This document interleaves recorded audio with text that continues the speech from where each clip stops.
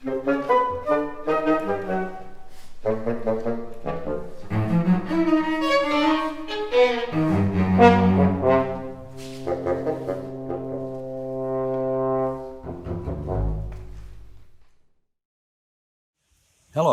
I'm Frank Epstein, founder and president of Collage New Music. It is my pleasure to introduce to you our latest online presentation entitled The Composer Speaks. The Composer Speaks is an opportunity to introduce composers directly to you. Our guest today is Yehudi Wyner, a longtime fixture in the Boston new music scene. Yehudi remains as vital a composer and personality as he was 50 years ago. Dedicated to music of all kind with a special affection for music of Jewish culture, Yehudi composes in a variety of styles for a variety of ensembles. He was head of composition for 14 years at Yale University, and subsequently has taught at SUNY Purchase, Cornell, Brandeis, and Harvard University. An avid supporter of new music and the musicians that perform it, Yehudi can be seen at most new music concerts, as well as concerts of all other sorts. A man with a great interest in protecting and promoting our culture. He is known to speak his mind, and when Yehudi speaks, people listen. So how did you pick this luscious green? We saw in a beautiful book about colonial America a picture portrait of Williamsburg. And there the dining room was painted this green. Found it very beautiful with all the antique wood. Well, at the time it was new wood. And we researched that, looked it up. Susan tried to matched it with innumerable samples, and finally found a color that was very close. And we painted it. And one of the things that Washington said was that this green seems to aid the digestion. Many people paint their dining rooms red, I guess to activate the digestion. Well, either that or to facilitate the eating of red meat.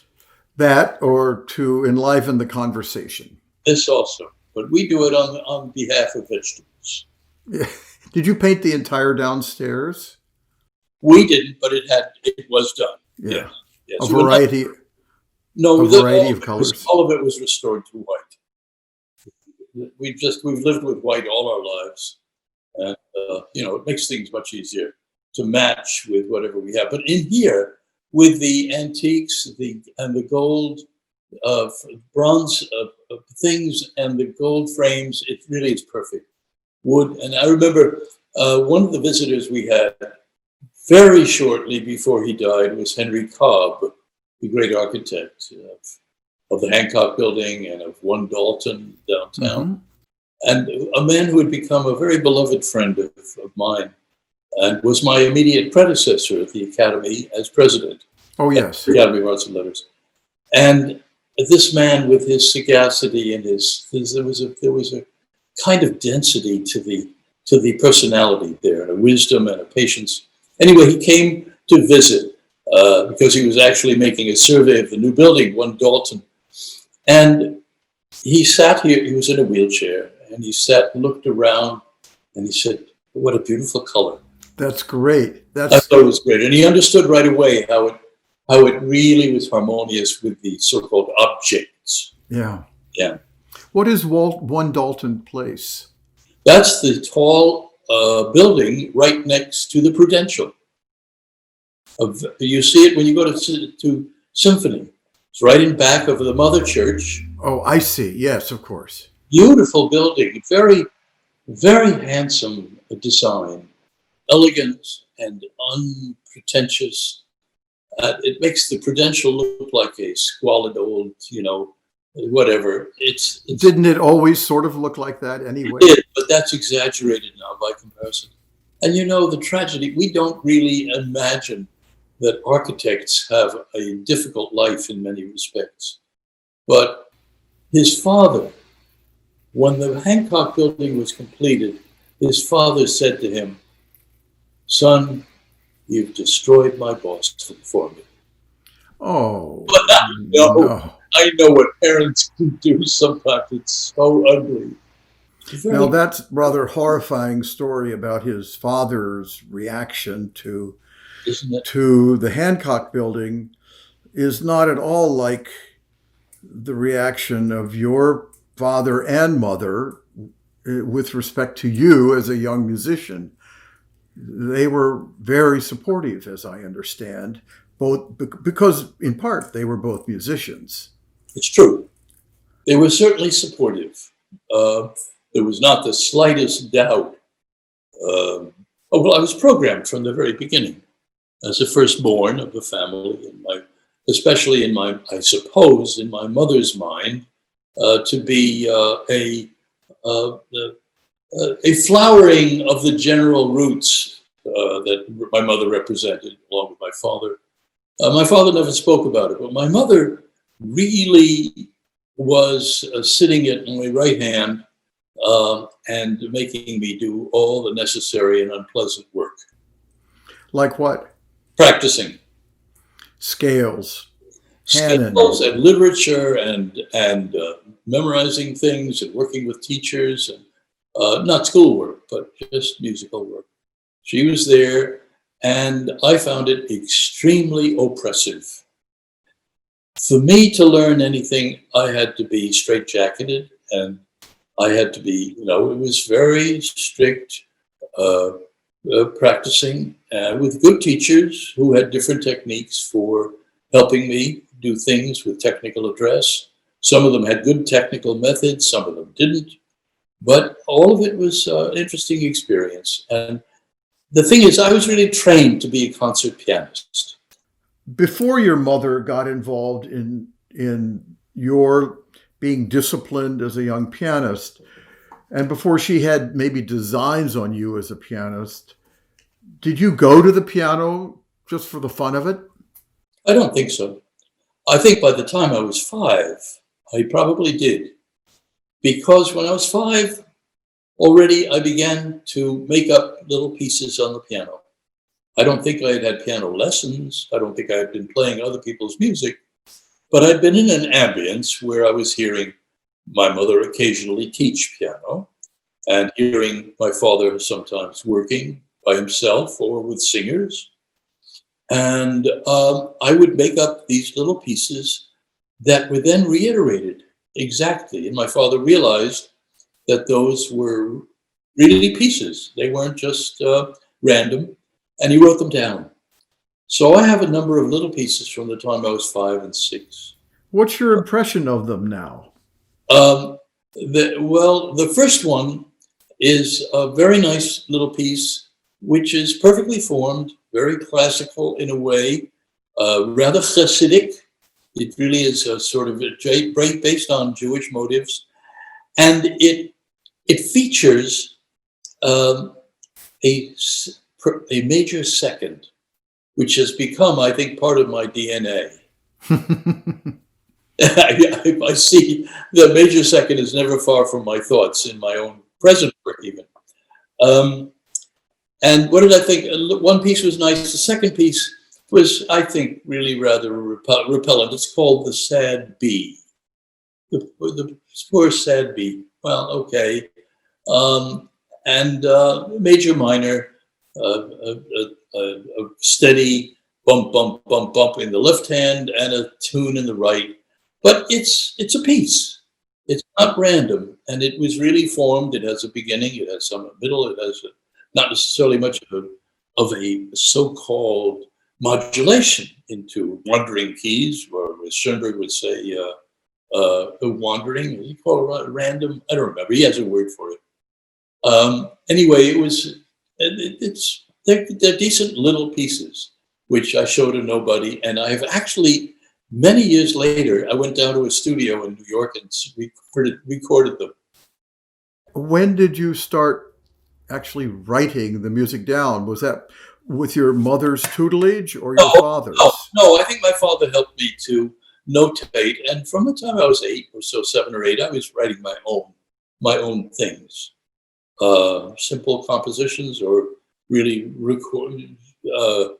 transcriptions of parts of improvisations or whatever. Although I never really wrote down an improvisation as such. I was really trying to compose something coherent, something that had a shape, something that could be understood by someone else. And were those always for piano? Yes. What do you remember what the first piece was that you wrote that either was not for piano or included things other than piano? Well, the first things I wrote which were not for piano would have been songs for voice and piano. And I can remember using a text, I think, by, I don't know, it was Sandberg or someone, "Oh, Brother Tree," a very lugubrious song, which was fairly rich harmonically. I think I was 15. That's already made quite a jump. And my father was friends with Robert Russell Bennett, a great orchestrator, and he had studied with him for a while. And he found Bennett was a prince of a man, very generous, sweet. So he brought me down to Bennett's studio, and Bennett was at his desk, listening to the radio and orchestrating some Broadway show at the same time. It's one of these people who would do all these things together. And I was led to the piano, and I played and sang this lugubrious song, "Oh, Brother Tree," which was a painful adolescent piece. And he thought it was talented and very nice, and that was the end of the episode. I don't remember very much about it, except his kindness. When was the first time that somebody said, "I don't know, maybe not E flat, how about E natural"? David, no one's ever dared to say that to me. Because they always want E flat? No, because they know that I don't know the difference. Hardly the case. You Yeah. know what I mean. The first time somebody actually had a concrete thing to say about a piece that you had written, said maybe it should be longer, maybe it's too long, maybe the range for the tenor is not good, maybe E natural, not E flat. You're talking, of course, about very good mentoring and also astute listening. Such suggestions, on my compositions, I can't think of anyone, but on things like counterpoint lessons, there were You mean things Counterpoint. modal counterpoint? Modal counterpoint, Yeah. which I studied for a while at the Dalcroze School in New York with Paul Burpley. Now, do you know who Paul Burpley was? Boepple? I know the name. Yeah, he was a Swiss American and head of the Dessau choirs for many years, and a wonderful musician and a greatly generous man. And I would study modal counterpoint, whether I was in the country for the summer or during the season. And there would be plenty of suggestions about my faltering contrapuntal skills. When was that? That was about, I think he was about 14 or 15. Yeah. Yeah. So Who suggested that you even go study modal counterpoint? I have no idea, but that was, I don't know why I went to that school or who put me into it. It must have been my parents consulting with other musicians and thinking what would be the best procedure for a potential musician of some sort. Doesn't he want to learn comprehensive theory and the rest of that? And I think that's what it was, with ear training and counterpoint, and that was about all. It wasn't a very stringent program, and I don't remember concluding anything about it. I didn't even get to some of the more complex species of contrapuntal procedures for counterpoint either. not until First species is complicated enough. you have to learn to hear, and Yeah, that's exactly. something that's avoided like the poison by many, many, many people in our generation. I say our generation, I'm talking about 2020. Yeah. Well, Maybe you didn't notice that, David, because you may not have noticed that, but I'm being ironic, of course. Yes. No, there seems to be more interest in finding your voice than actually building the skill to develop your voice. That's a terrible illusion, and I have heard the expression many times from students when I would be pretend to teach. They'd come and say, "I'm trying to find my voice," and I would beg them to understand that the voice is something elusive if you look for it. You don't find it by forcing the issue. You don't find it by making arbitrary decisions on the basis of speculation or what other people think. You find it by working. Don't you think it finds you? The point is, it finds you as you work. Inevitably, even if you're trying to imitate someone, Yep. there will be something individual about you which will be consistent with your personality and will reveal. If you have a very strong individuality, you will be found out. If you have a minor individuality, even that nuance will be apparent. There are very few people who assert a kind of independence of thinking very early, like Beethoven did. Well, certainly Mozart did not. Mozart did not. Haydn in the very beginning didn't. Mussorgsky didn't. Many people don't realize, I was just talking to my brother today, Mussorgsky's early days, he was playing adaptations of opera pieces for the salons. Salon pieces. They had nothing to do with the Mussorgsky that we revere, who is totally original, talking about finding a voice. And it's interesting, in that case, he not only found his voice, he found the voice of a great deal of Russian spirit, no question. Yeah. So that business of finding yourself, it's a frightful illusion, and it's based on our overriding philosophy of the power of individualism and its absolute sacred position, which pushes out the idea of community. I speak about this all the time. David, you're aware of the fact that there are two of us in the Boston area, and I'll be boasting. There are two of us in the Boston area who meet constantly at contemporary music concerts. And John Harbison is the king, and I'm the courtier. Anyway, we meet and we look around, and very often we see almost none of our colleagues.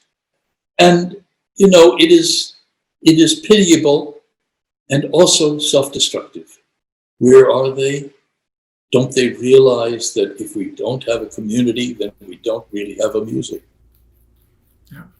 Well, you are correct. It may be slightly exaggerated because I do see other people at quite a number of concerts, but I understand your point completely. Yes. And I think of you, and John Harbison for that matter, as not just great supporters of all manner of new music going on, but of all manner of music going on. And yeah. I will see I think of you as an inveterate concert goer.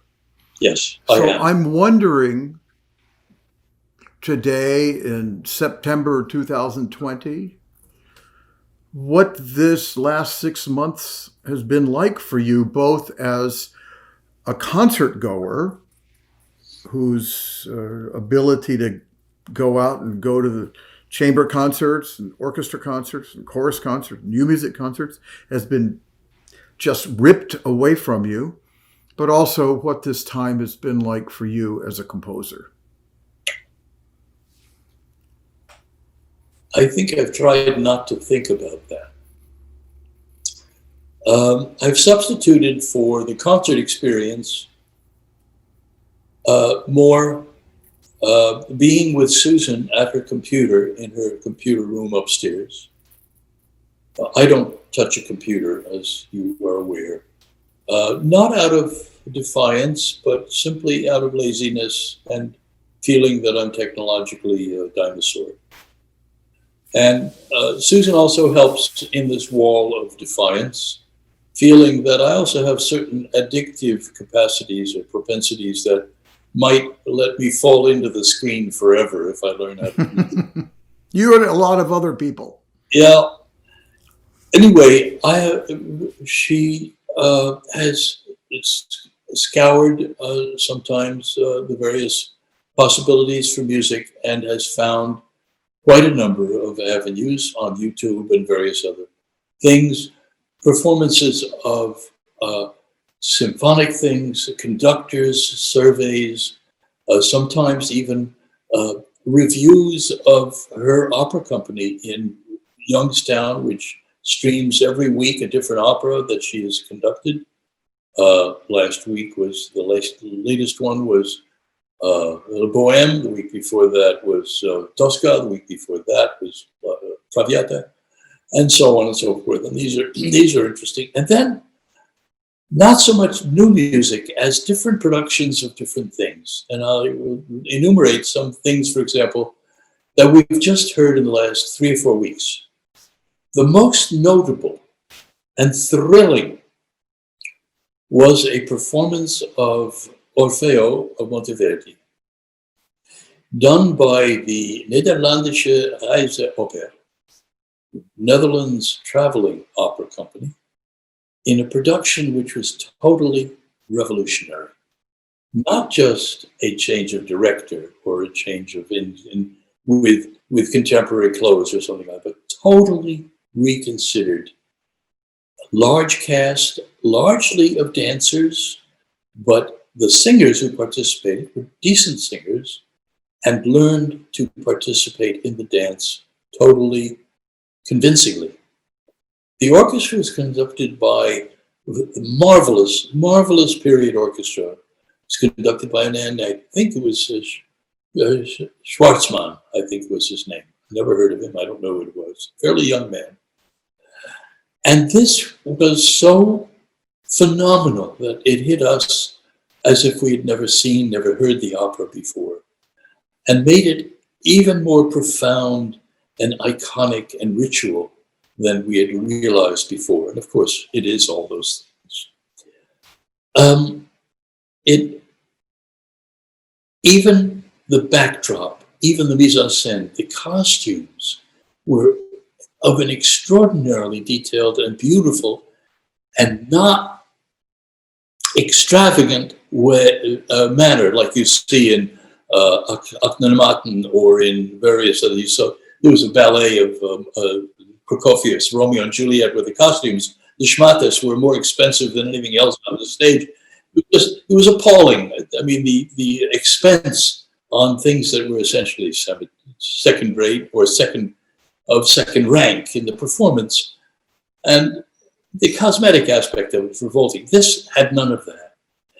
So it was really amazing. And that occupied us in our thinking for quite a long time. And then there were other things that were equally exciting. Did you happen to see L'Allegro and Il Penseroso of Mark Morris? That wonderful production. Extraordinary, and she conducted that music so wonderfully, and the band played like a bunch of demons, and it was just all great.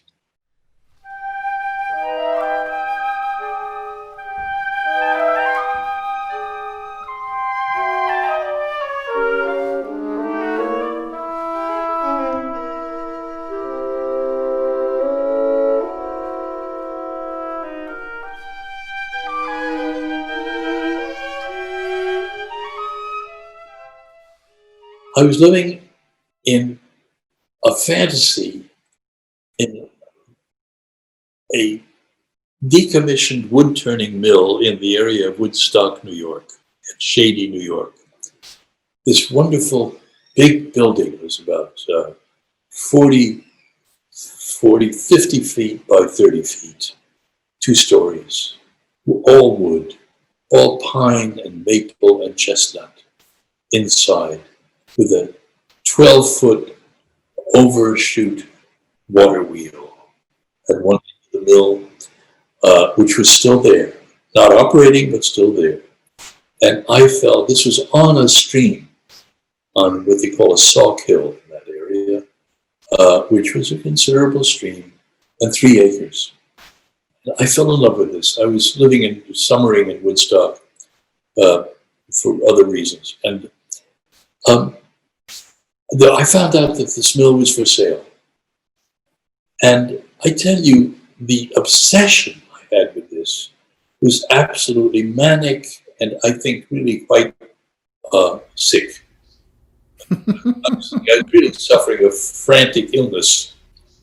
In any case, it was costing $5,000. I had no money. And I had an aunt, one of my father's maiden aunts, who was very, very sweet and very nice. She gave me $2,000 for a down payment. I bought the mill. In the corner of the mill, on the second floor, was a finished little office, which was a dream. It had a little desk, it had a safe, it had some shelves, it was all wood.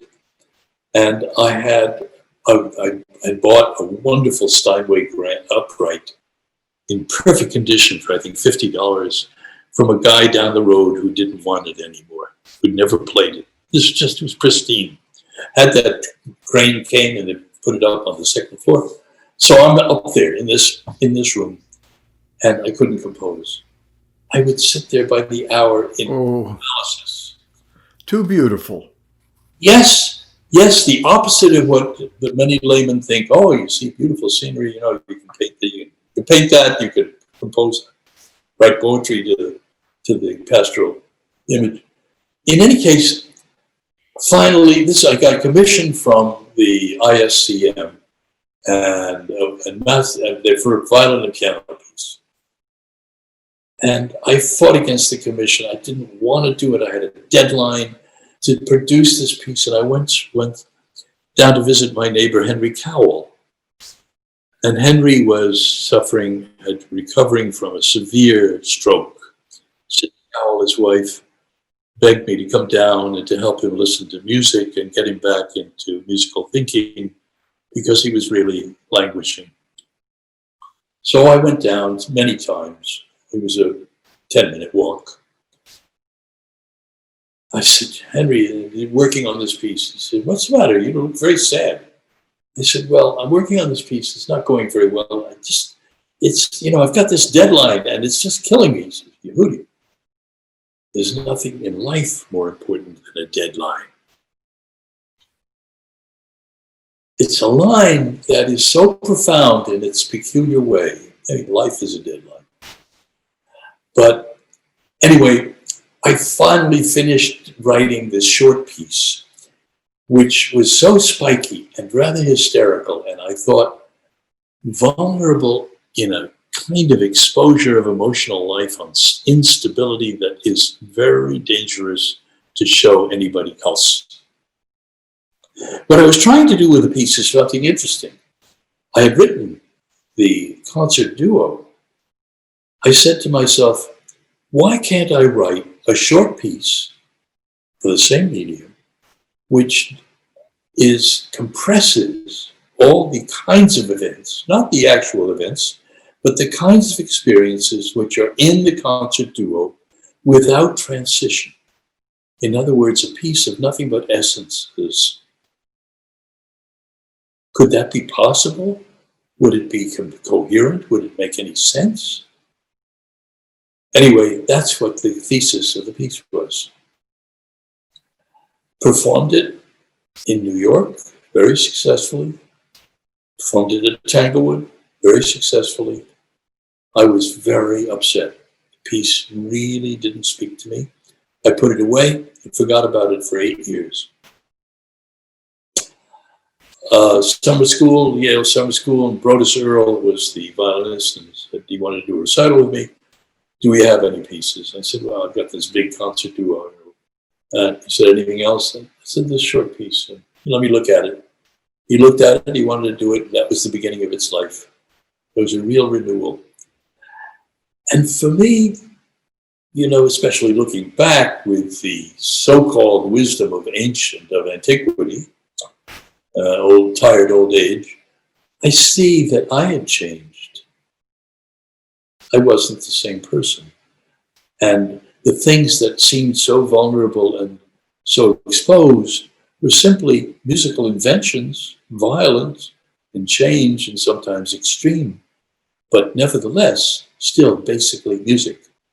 They weren't psychodrama. They weren't my physical guts being exposed and hung up for the audience. It was music. And that was the beginning of that experience. Sounds like you weren't ready for your own piece. That's a good way to put it. The truth is I wasn't. It took years. And this business of not approving, it's not uncommon too. I mean, the example I love the best of having doubts about your own music is the one with Bizet and his Symphony in C. Don't know it. I mean, I know the symphony. I don't know the story. Sorry, he wrote it he was studying with, I think, Gounod, and he wrote it very quickly as a model, and I understand it's very much like the Gounod, and he put it away, never heard it, and it was rediscovered 100 years later. Right. I mean, really. And there's another story that I read that surprised me. I guess in 1912, Stravinsky and Ravel were summering together. It was the summer that Stravinsky wrote the three Japanese lyrics and the Balmain. Yep. Ravel was working on the Mallarmé set. And he finished them. He writes to a friend. He says, I've been working on these pieces, I revere Mallarmé. I hesitated. Finally, I decided to really set them. And I wrote these pieces. I send them to you. Have a look. I don't know if they're any good. Would you ever think that of Ravel, who's such a finished, utterly refined craftsman? Yeah, exactly. But to admit that he didn't know sure gives me license. Yeah. It makes me feel much better.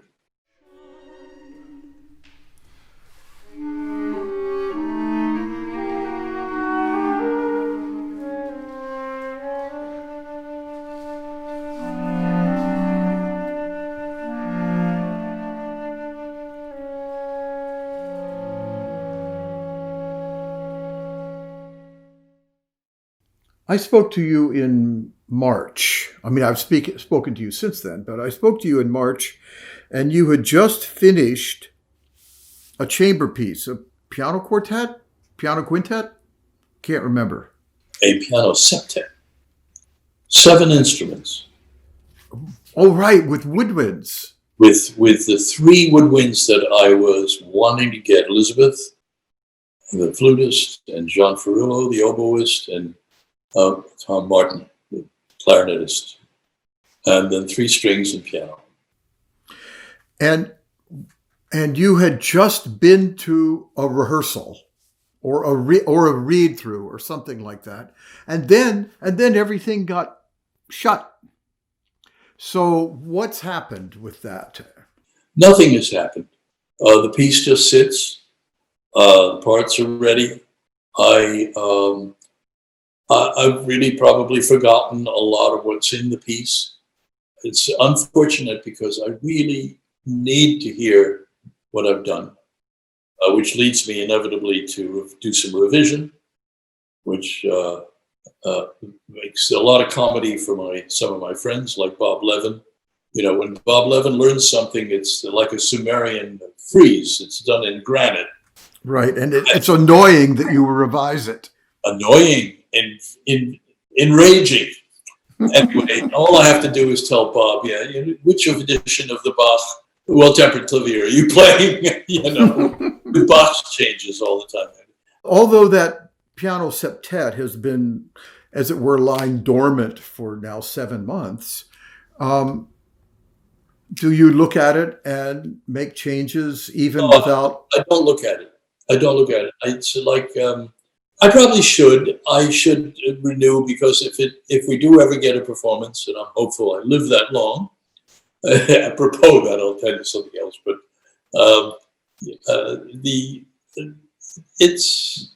it's done. It's its own language. I don't know what to say about it. The thing I can say is I don't know whether it's any good.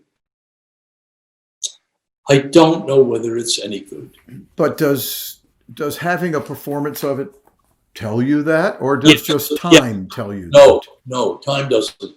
I mean, well, mostly having a performance, but time is also important. I really don't know whether it's any good. And some pieces, when I finish, there's no question. Other ones that are extensive, this piece is not particularly long, but when I think of, how do these sections really collaborate with each other? How do they persuade? Because for me, the events that follow each other are the essential argument. If those proportions aren't emotionally and intellectually gripping and inevitable and natural, I'm not happy. Now, I always think that you are one of the last composers who will be a musicologist's dream. Oh God, why? Because, nowadays the composers are writing and there are no sketches. There are no first versions. There's only the version that appears in Finale or Sibelius or whatever the copying program is. But I've conducted your On This Most Voluptuous Night several times. And every time we get a set of parts for this piece, they're different than the last set of parts. And they don't agree with the score that I had or the couple scores I have. And it's all in details. It's in this voicing and this phrasing and these balances, but they're crucial. And I can't tell what's original conception, what's the revised version. I'm not sure you can either. I can't really either. And, I just assume that the latest version of the working through the piece is the one that will stand. But I have to tell you that last week I spoke to Bob Levin. And Bob said, we're going, this project in Munich has been canceled, and we know all about that. And so I'm home stuck. And Yaffe and I have been trying to make some order in our house. So we've gone through piles of stuff on the floor, manuscripts and albums and letters and things like that. I found 5 copies of a refrain of the piece. He says, which one is the latest? Which is right, exactly. It's exactly what we're talking about. I said, the latest one. He said, I don't know if I know which that is. The latest printed one? I said, no, not really, because that needs to be changed too. So, David, now I'm living here in a certain amount of anxiety about you're going to ask me, what am I writing now? Or what do I have in mind to write? Maybe. And nothing. No, I shouldn't not write anything, but I have a piece to write for a group called Collage that I promised. And you should be doing it right now. Why? Well, because we need it. Are you going to perform it during a pandemic? Yes. Well, I am giving thought to it and sketching in a very preliminary way, because it's been a very discouraging time in a sense in which I took a time off. Yeah. I wrote really after that piece. I've written really only one piece. Well, no, it's not true. I wrote 2 pieces. I wrote a motet for Emmanuel. Mm-hmm. That little piece, which I think you looked at. Yes, beautiful. Thank you. And then I wrote a piece for Christoph Wolff's 80th birthday. A piano piece, an homage. And truly, one of the things about the three pieces I played on that concert were they were all occasional pieces. Mm-hmm. One of them was written for Susan's father. When I was courting Susan, I was trying to soften up the father so he'd approve of my courtship. Another Did it work? Been married for 52 years, I guess. I know, but did you get the approval? I didn't get the objection. Okay. I don't know about the approval. That would go too far. That is too far. But the other one was for Don Martino's Festschrift when he retired from Harvard. Mm-hmm. Called Three-Fingered Don. Perfect little piece. Anyway, those were three occasional pieces. And this piece for Christoph is called 4 times 20, which amounts to 80, which is the year that he turned 80. And people have heard, I've recorded it on an iPhone. So Susan did that for me and sent it to him for his birthday. Everybody loves the piece. There's something in it that's breathes something of a new spirit, even though it's very, in its own way, rather retro. It's closer to Fauré than to I don't know who, Stockhausen. Well, I would assume so. Assume so. Anyway, I love it. It's a beautiful piece. What the collage piece is going to be like, I have really no idea. Because one other thing you do know, and I'm sure you've inferred, when I start a piece, I have no idea where it's going, where it will conclude, what the so-called idea of the piece is. That idea that I mentioned before, a piece which would pick the principal material of another piece, that's an idea about a whole piece. I wouldn't do that again. I never have done that. That just was a moment. Otherwise, I begin and I go on my voyage like art. What is it? Something in the art of motorcycle ride. What was the Kerouac thing? Something, which has to do with a voyage of exploration, which then has its form or its shape or its coherence. You know, Yehudi, when I have done these interviews with other composers, all of whom you know, and all of whom I think you love and respect, I have done a fair amount of thinking about what we should talk about. And I gave this conversation a little bit of thought, but then I thought, no, we're just going to see where it goes. In the same way that you talk about starting that piece and not having any idea where it goes. And the rewards in your music are so often very great. And for me, the rewards of this conversation have been absolutely wonderful. I'm immensely grateful to you for your time and your erudition and your wisdom and your thoughts about music and music making and the creative process. And I know that a lot of people will find it so fascinating that they will if they don't know your music, which is a shame, they will want to, and they should. It's very beautiful, compelling music. And I'm grateful to you. Thank you, Yehudi, for this afternoon. David, thank you for saying those things.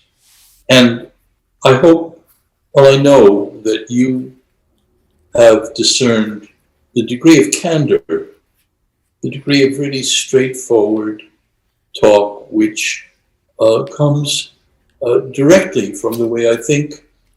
And, I would say this. All I can do is to quote Beethoven.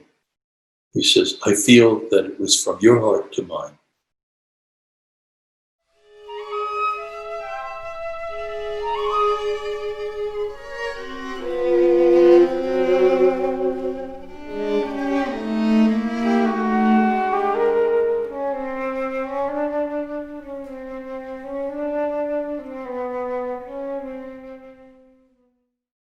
Yehudi Wyner composed the second madrigal, Voices of Women, in 1999. The madrigals consist of 10 songs for soprano, wind quintet, string quintet, and percussion. About this cycle, John Newsom wrote that it offers a profound exploration of the eternal feminine, the examination of physical beauty and its transience, in turns engaging, exasperating, wise, and wistful. For this interview, we have chosen one section from the large work, a jazzy movement called Cosmetics Do No Good. The poet was Steve Coet, who referred to himself as Jewish by birth, Buddhist by inclination, and called himself a poet, essayist, teacher, workshop facilitator, and all-around no-good troublemaker. Steve Coet died at 76 in 2015. This performance of the second madrigal was given by Collage New Music in January 2015, and it featured the wonderful soprano for whom Mr. Wyner composed the work, Dominique Labelle.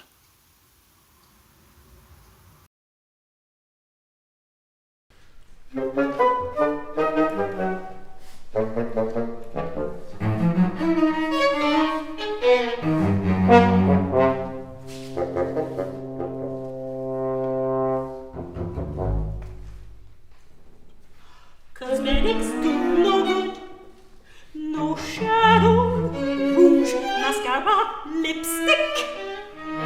Nothing helps, nothing helps, nothing helps. However artfully I comb my hair, embellishing my throat and breast with jewels, it is no use. Artfully I comb my hair, embellishing my throat and wrists with jewels. It is no use. There is no semblance of the beautiful young girl I was, and long for still.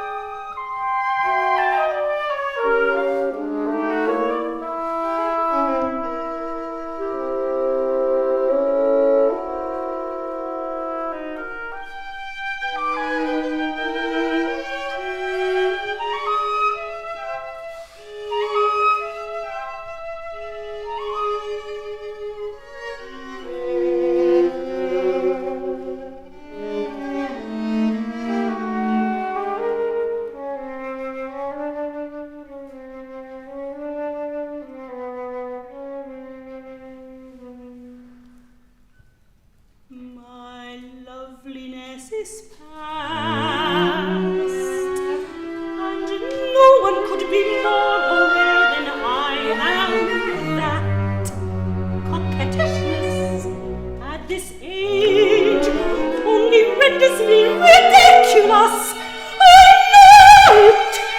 I know it. Nonetheless, I prim myself before the glass like an infatuated schoolgirl, fussing over every detail, practicing whatever